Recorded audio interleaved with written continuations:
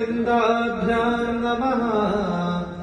गुरवे सर्वलोकानां भिषजे भवरोगिणां निधये सर्वविद्यानां दक्षिणामूर्तये नमः। गुरुं गणपतिं दुर्गां भास्करं शिवमच्युतं ब्रह्माणं गिरिजां लक्ष्मीं वाणीं वन्दे विभूतये।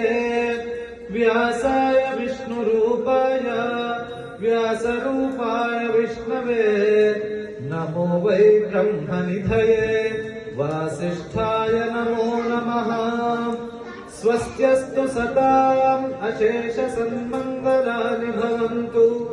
सम्यक् श्लोकैक पठनश्रवणमात्रेण वक्तुश्च श्रोतॄणाम् निखिलकलिकृतकल्मषापनोदनपट